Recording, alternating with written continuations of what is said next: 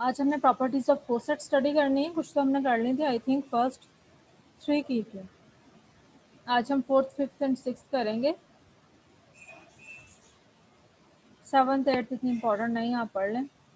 4th property अब क्या है कि दो कोसेट्स जो हैं वो इक्वल होंगे या फिर वो टोटली डिसजॉइंट होंगे।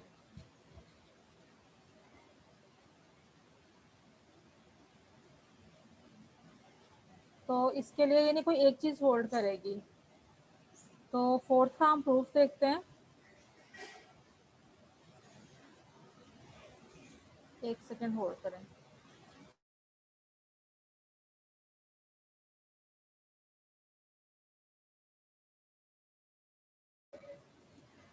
तो 4th हमने करनी थी।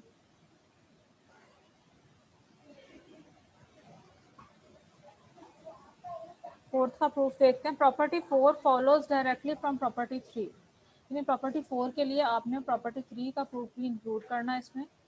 For if there is an element c in intersection, यानी अगर इंटरसेक्शन एम्प्टी ना हो और उसमें एक एलिमेंट सी हो, तो फिर सी जो है, अब देखिए ए एच में भी प्रेजेंट है और बी एच में भी प्रेजेंट है।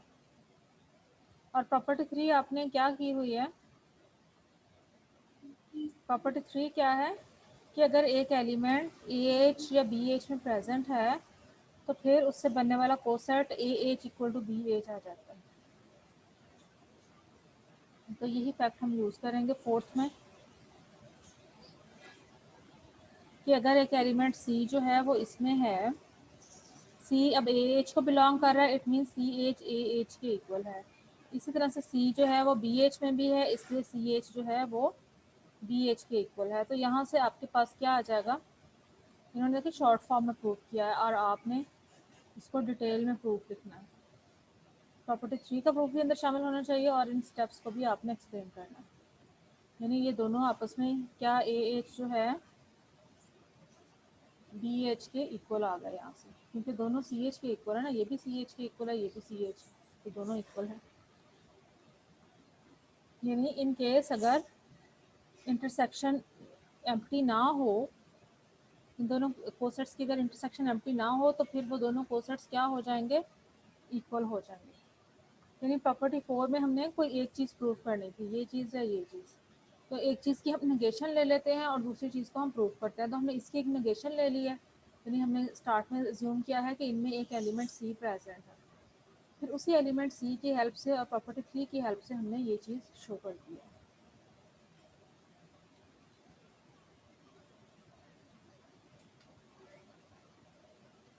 अब नेक्स्ट 5th प्रॉपर्टी देखते हैं क्या है कि दो कोसेट इक्वल होंगे if and only if a inverse b belongs to H. Property 5th है, दो कोसेट इक्वल होंगे if and only if H is equal to a inverse b H.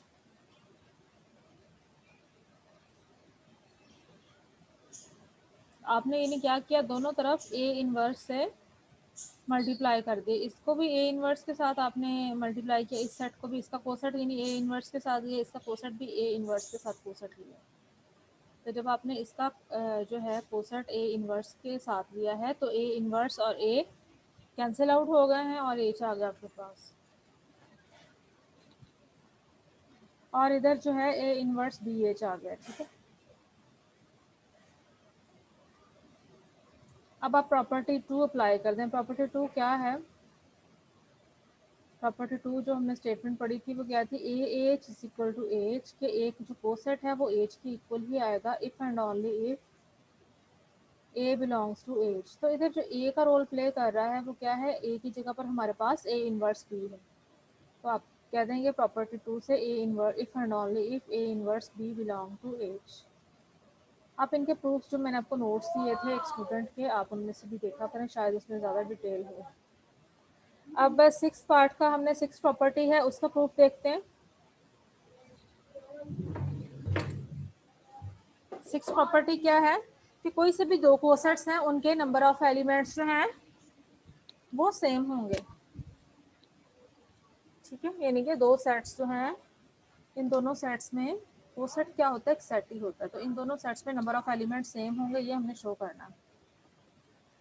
तो इस सूरत में हमें क्या करना पड़ेगा, हमने एक 1 to 1 मैप जो है डिफाइन करना है from H onto b H.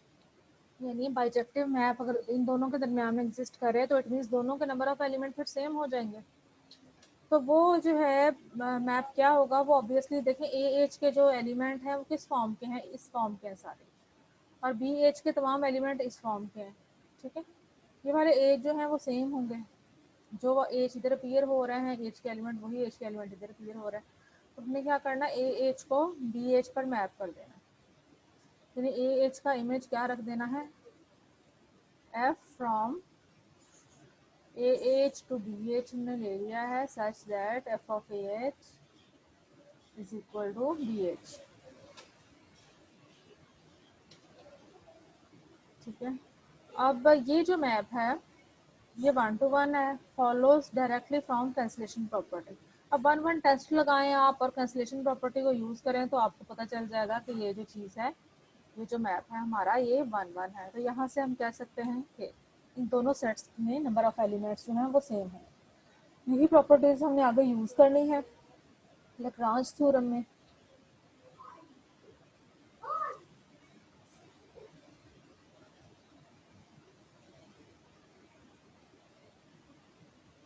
Lagrange theorem में हमने ये वाली प्रॉपर्टीज कुछ यूज़ करनी है और इन प्रॉपर्टीज को यूज़ करते हुए लैग्रांज थ्योरम का प्रूव करना। अब लैग्रांज थ्योरम क्या है, if G is a finite group, Lagrange theorem जो है फाइनाइट ग्रुप्स के लिए है, इन्फिनिट ग्रुप्स के लिए ये थ्योरम नहीं है। H is a sub group of G, then order of H divides order of G, इनके सब ग्रुप का ऑर्डर ग्रुप के ऑर्डर को हमेशा डिवाइड करेगा। एक तो ये फैक्ट हमने प्रूव करना है। More over number of distinct left cosets of H in G is this. H के जो डिस्टिंक्ट लेफ्ट कोसेट्स हैं उनकी तादाद कितनी होगी, order of G by order of H के इक्वल। ये दो चीज़ें हमने प्रूव करनी है। तो इसके लिए हमने क्या करना है, सबसे पहले हमने एज के तमाम कोसेट्स डिस्टिंक्ट लेफ्ट कोसेट्स लिखने हैं, क्योंकि देखिए डिस्टिंक्ट का मतलब है जो डिफरेंट आ रहे हैं, जो रिपीट हो रहे हैं सेम आ रहे हैं वो हमने उनको 2 टाइम से लिखना। ठीक है, जो डिफरेंट आ रहे हैं वो सारे के सारे कोसेट्स हमने इधर लिख लिए हैं। देन फॉर ईच ए इन जी, अब कोसेट्स जो है वो कैसे बनाते हैं, ए का एक जी का एक एलिमेंट सिलेक्ट करते हैं और उसके साथ अब कोसेट बनाते हैं। अब जो भी कोसेट बनाएंगे तो लास्ट में सारे के सारे कोसेट्स तो हमने इधर लिखे हुए हैं। जो भी जी के किसी भी एलिमेंट के साथ जब आप कोसेट बनाएंगे वो इसी लिस्ट के किसी कोसेट के इक्वल आ जाएगा। Also by property 1 of lemma, और लेमा की जो प्रॉपर्टी है जो प्रीवियस हमने प्रॉपर्टीज की हैं उसकी प्रॉपर्टी 1 कहती है कि हर एलिमेंट अपने से बनने वाले कोसेट में प्रेजेंट होता है। इट मीन्स जी का हम जो भी एलिमेंट ए लेंगे वो हमेशा ए एच में प्रेजेंट होगा। जी का एक एलिमेंट ए चूज कर लें वो हमेशा ए एच में मौजूद होगा। अब ए एच जो है वो ए आई एच के इक्वल है ना, किसी न किसी में हो सकता है ये वाला ए जो है ये ए टू के इक्वल हो। तो यानी जी का जो भी एलिमेंट लेंगे वो या तो इसमें होगा या इस कोसेट में किसी ना किसी एक कोसेट में प्रेजेंट होगा। ये तमाम कोसेट्स आपस में टोटली डिस्जॉइंट है, इनमें एलिमेंट्स कॉमन नहीं है, ये बात भी आपने याद रखनी है।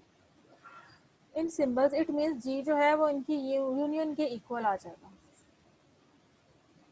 के जी में कोई सा भी एलिमेंट लें वो लाजमी इसमें है या इसमें है या इसमें, तो इट मीन्स जी इनका सबसेट है। ये इंटर्न ऑलरेडी जी के सबसेट थे तो ये दोनों आपस में इक्वल हैं। Now property 4 of the lemma shows that the union is disjoint.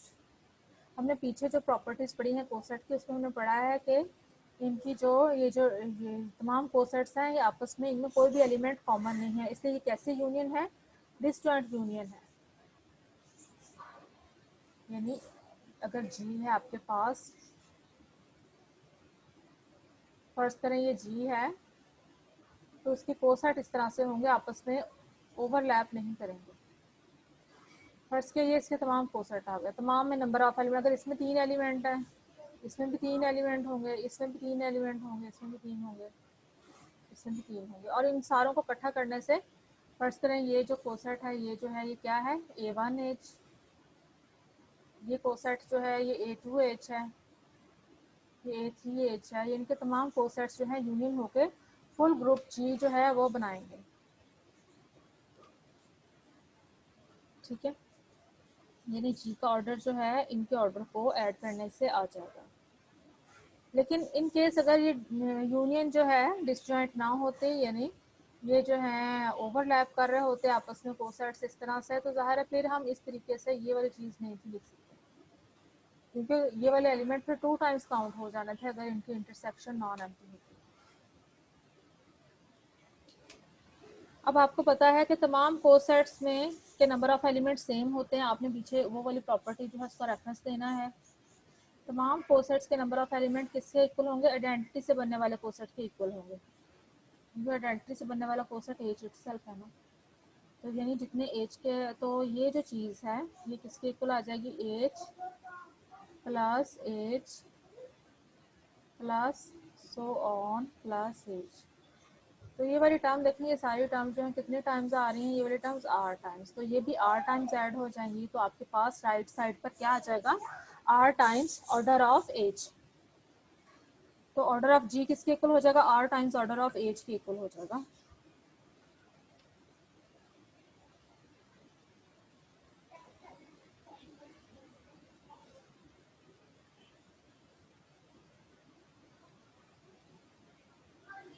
तो यहाँ से आपको नजर आ रहा है कि ऑर्डर ऑफ एज जो है, क्योंकि इस साइड को डिवाइड कर रहा है, इस साइड को कौन सा नंबर डिवाइड कर रहा है? ये वाला नंबर। ये वाला नंबर इस साइड को डिवाइड कर रहा है, तो जाहिर है फिर इसको भी तो डिवाइड करेगा ना ऑर्डर ऑफ एज। जब एक नंबर राइट क्वेश्चन की राइट साइड को डिवाइड करता है तो वो लेफ्ट साइड को भी डिवाइड करता है। तो यहाँ से हमने क्या प्रूव कर दिया है कि order of H divides order of G. और इसके अलावा आर यहाँ से देखें उन्होंने थोड़ा सा शॉर्ट लिखा है, आप मजीद नोट्स पर से देख लें कि इसको डिटेल इसका प्रूफ। तो इसको मैं मजीद इन्होंने क्या लिखना चाहिए? R is equal to order of G by order of H. एक तो ये आपने बात लिखनी है, इसे मजीद एंड में ऐड करनी है कि ऑर्डर ऑफ एच जो है ऑर्डर ऑफ जी को डिवाइड करता है। यही चीज़ हमें प्रूव करनी थी ना, ये हमें यहाँ से नजर आ रहा है कि order of G order of H का मल्टीपल है।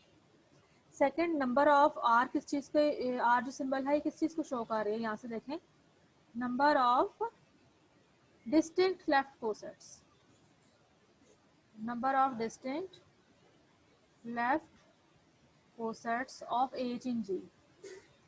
कोसेट्स की तादाद ही है ना आर जो है, तो ये किसके इक्वल आ रही है? Order of G by order of H from this equation. तो ये आपका प्रूफ जो है लैग्रांज थ्योरम का कंप्लीट हो गया।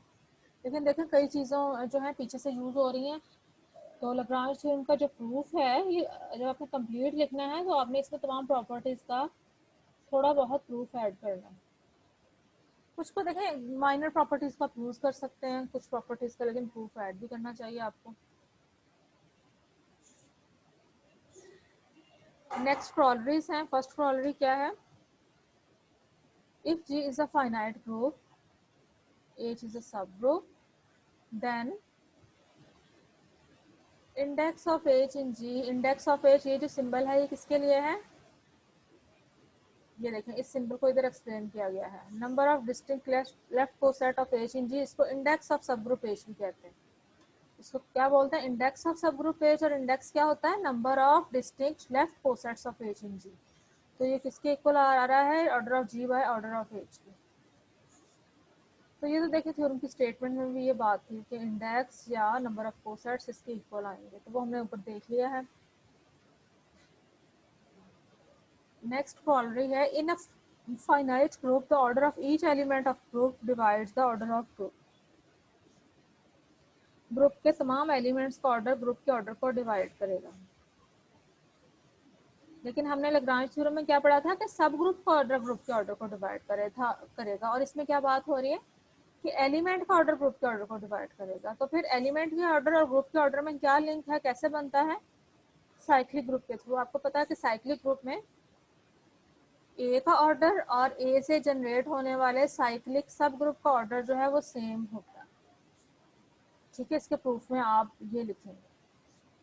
फिर आपने पता है कि आपको पता है कि ये जो है ए क्या है? जी का कोई एलिमेंट है। ए अगर जी का कोई सा भी एलिमेंट लेंगे तो उसका ऑर्डर इसके ऑर्डर के इक्वल होगा। यानी एलिमेंट का ऑर्डर एक्चुअली सब ग्रुप का ही ऑर्डर है। ये जो है ये क्या है, it is a sub group of G and by Lagrange theorem order of this, फिर हम कहेंगे by Lagrange theorem order of this, wording आप लिख दें by Lagrange theorem order of this, और इसका ऑर्डर किसके इक्वल है आपको पता ही है, इसका ऑर्डर ए के ऑर्डर के इक्वल है, डिवाइड्स ऑर्डर ऑफ जी। तो ये आपने शो कर दिया है कि order of element order of group को डिवाइड करेगा। क्यों करेगा? क्योंकि एक्चुअली एलिमेंट का ऑर्डर सब ग्रुप, एक सब ग्रुप का ही ऑर्डर बन जाता है, और वो साइक्लिक सब ग्रुप है जो उसी एलिमेंट से जनरेट होता है। थर्ड कॉलरी है groups of prime order are cyclic. A group of prime order is cyclic, यानी ऐसा ग्रुप जिसका ऑर्डर प्राइम नंबर हो वो साइक्लिक होता है, ये हमने शो करना। तो ये लैग्रांज थ्योरम की हेल्प से हमने कैसे शो करना है कि एक हमने ग्रुप ले लिया है, उसका ऑर्डर हमने सपोज कर लिया है प्राइम नंबर है। अब हमने शो करना है ये ग्रुप साइक्लिक है। देखिए एक ग्रुप जो है वो इसको कैसे हम साइक्लिक शो करते हैं, हम शो करते हैं कि उस ग्रुप में एक एलिमेंट है जो उसका जनरेटर है, और वो कौन सा एलिमेंट उसका जनरेटर होगा, जिसका ऑर्डर ग्रुप के ऑर्डर के बराबर होगा, जिस एलिमेंट का ऑर्डर ग्रुप के ऑर्डर के बराबर होगा वही उसका जनरेटर होगा। तो हम इसमें से जो भी आइडेंटिटी के अलावा एलिमेंट लेंगे, आइडेंटिटी का ऑर्डर आपको पता 1 होता है, लेकिन आइडेंटिटी के अलावा जो भी एलिमेंट लेंगे उसका ऑर्डर 1 नहीं होगा, उसका ऑर्डर जो भी होगा वही साइक्लिक ग्रुप का ऑर्डर होगा इससे जनरेट होने वाले, और वो इसके ऑर्डर को डिवाइड करेगा। अब चूंकि इसका ऑर्डर जो है वो 1 नहीं है, तो फिर इसका ऑर्डर क्या होगा, ये तो एक प्राइम, ये नंबर क्या है, एक प्राइम नंबर है, और प्राइम नंबर को डिवाइड कर रहा है एक नंबर, और वो 1 भी नहीं है, तो वो क्या है, वो प्राइम नंबर इटसेल्फ है ना। तो इट मीन्स इसका जो ऑर्डर है वो खुद ये वाला नंबर है। ठीक है, तो ये हमने शो कर दिया है कि एक एलिमेंट हमें मिल गया है, आइडेंटिटी के अलावा हम जो भी एलिमेंट चूज करेंगे उससे जनरेट होने वाला साइक्लिक ग्रुप का ऑर्डर ग्रुप के ऑर्डर के बराबर आ जाएगा। तो यहाँ से एक लाइन और ऐड कर लें कि वो जो साइक्लिक ग्रुप है वो फिर जी ही है, क्योंकि देखिए ए जी को बिलोंग कर रहा था, एक एलिमेंट इसमें है जी है, जी का ऑर्डर प्राइम नंबर है, ए इसमें है। अब ए से एक साइक्लिक सब ग्रुप जनरेट हो रहा है। अब ये जो साइक्लिक सब ग्रुप है हमने कहा इसका ऑर्डर जो है वो ग्रुप के ऑर्डर के इक्वल है, तो फिर दोनों का ऑर्डर सेम होगा, तो इट मीन्स दोनों फिर क्या हो जाएंगे, इक्वल हो जाएंगे।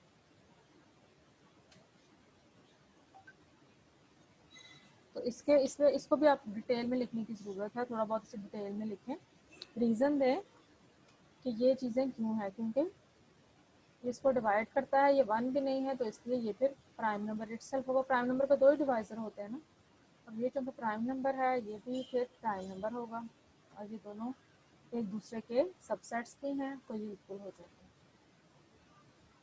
मैंने देखा ना, एक सेट अगर आपसे कहा जाए एक सेट जो है वो दूसरे का सबसेट है और दोनों का नंबर ऑफ एलिमेंट सेम है, तो इट मीन्स वो दोनों सेट्स फिर क्या हो जाएंगे, इक्वल हो जाएंगे। फोर्थ कॉलरी क्या है कि अगर आपके पास फाइनाइट ग्रुप है और आप उसका कोई सा भी एलिमेंट चूज कर लें और उसकी पावर में आप कौन सा नंबर रखें, ऑर्डर ऑफ जी, तो आपके पास आइडेंटिटी आएगा। अब अबव कॉलरी आप देख चुके हैं कि कोई भी एलिमेंट जब आप लेते हैं ग्रुप का, तो ऑर्डर ऑफ एलिमेंट आपने बाकायदा इसकी स्टेटमेंट लिखनी है कि order of element divides order of group, यानी कि ए का ऑर्डर जो है वो क्या करता है, डिवाइड करता है ऑर्डर ऑफ जी को। ये कॉलरी थी, डिवाइड करा तो इट मीन्स ये इसका मल्टीपल है, यानी इसको किसी नंबर से मल्टीप्लाई करें, किसी नंबर के से मल्टीप्लाई करें तो ये नंबर बन रहा है। ठीक है, यानी ये इसको डिवाइड करता है, तो इसका मतलब यही होता है ना डिवीजन का, कि इसको किसी नंबर के से मल्टीप्लाई करें तो ये आ जाता है। अब ए पावर ऑर्डर ऑफ जी लिखें, ऑर्डर ऑफ जी की ये वाली वैल्यू आप पुट कर दें, a power order of a times के। अब a power order of a आपको पता है, तो इसको आप क्या लिख सकते हैं, a power order of a power के। अब a power order of a क्या होता है, आइडेंटिटी, आइडेंटिटी पावर के आपके पास आइडेंटिटी आ जाएगा। तो ये आपने शो कर दिया है थ्योरम का प्रूफ।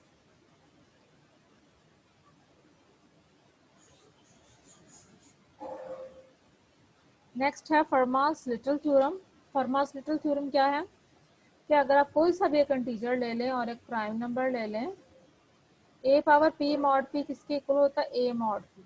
अब सबसे पहले आपको ये बताना चाहिए ए मॉड पी का मतलब क्या है। ए मॉड पी का मतलब है कि जब आप ए को पी पे डिवाइड करते हैं तो जाहिर है इधर भी एक नंबर आता है, इधर भी एक नंबर आता है, तो जो रिमाइंडर बचता है इस रिमाइंडर को आप क्या कहते हैं, ए मॉड पी। यानी कि ए को पी पर डिवाइड करने से जो रिमाइंडर आता है और ए पावर पी को पी पर डिवाइड करने से जो रिमाइंडर आता है दोनों सेम आते हैं। ये चीज़ आपने शो करनी है। और आपने डिवीजन एल्गोरिथम पढ़ा होगा कि जो रिमाइंडर होता है वो डिवाइड करने वाले नंबर से छोटा होता है। यानी अगर आप पी पर डिवाइड कर रहे हैं तो वो जो रिमाइंडर आएगा या ए मॉड पी होगा ये जो है ये लेस देन पी होगा और ग्रेटर इक्वल टू जीरो। इसी तरह से ये नंबर भी लेस देन पी होगा और ग्रेटर इक्वल टू जीरो।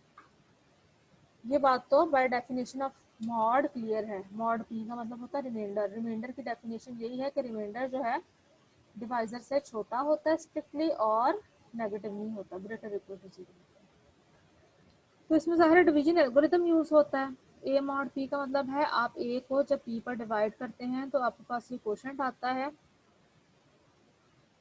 इधर एक क्वोशंट आता है, फिर आप इधर एक आपके पास रिमाइंडर आ जाता है आर। ये रिमाइंडर पी से स्ट्रिक्टली लेस होता है, ग्रेटर इक्वल टू जीरो। तो ए मॉड पी जो है हम आर को ही बोलते हैं। अब हमने ये शो करना है कि r power p mod p जो है वो भी आर के इक्वल है। अब आर पावर पी हमने क्यों लिया है, क्योंकि ए पावर पी था ना।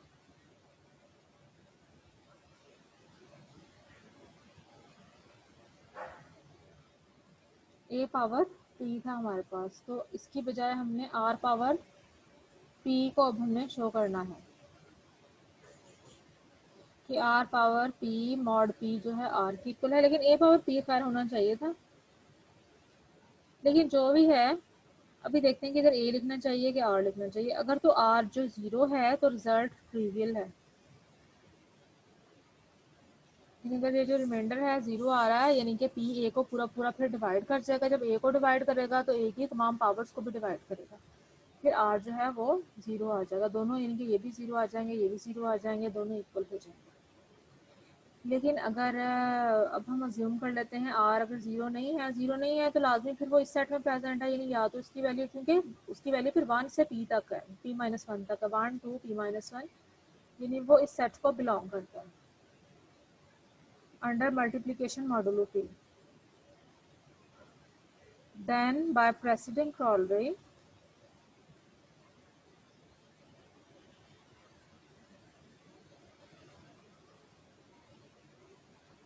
तो फिर जो है by preceding corollary r power p minus one mod p जो है वो वन के इक्वल है। अब बाय प्रेसिडिंग corollary ये प्रेसिडिंग corollary का इसमें क्या रोल है। प्रेसिडिंग corollary ये है ना कि अगर हम इस ग्रुप का कोई सा भी एलिमेंट ले लें, आर ले लें, और उसकी पावर में ग्रुप का ऑर्डर रखें, तो इधर ये जो ग्रुप है ये हमारा ये वाला है और इसका ऑर्डर क्या है पी माइनस वन। तो r power p minus one किसके इक्वल हो जाएगा, वन के। तो r power p mod p जो है ये आर के इक्वल है।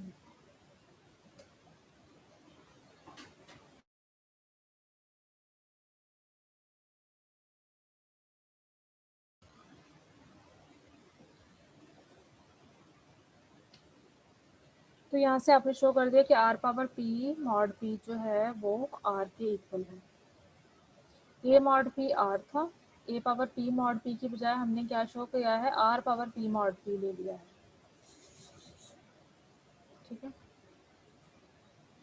तो आगे ये जो थ्योरम है ये भी देखिए हम ग्रुप थ्योरी के हेल्प से इसमें ग्रुप इन्वॉल्व हो जाता है। स्टेटमेंट में तो ग्रुप नहीं है लेकिन इसके अंदर ग्रुप इन्वॉल्व हो जाता है। आगे इसके भी मज़ीद हम इससे देखते हैं, कैलकुलेशन मज़ीद सिंपल हो जाती हैं। ये हम नेक्स्ट लेक्चर में देखेंगे कैसे फर्मास लिटल थ्योरम से आपकी कैलकुलेशन जो है वो मज़ीद सिंपल हो जाएगी।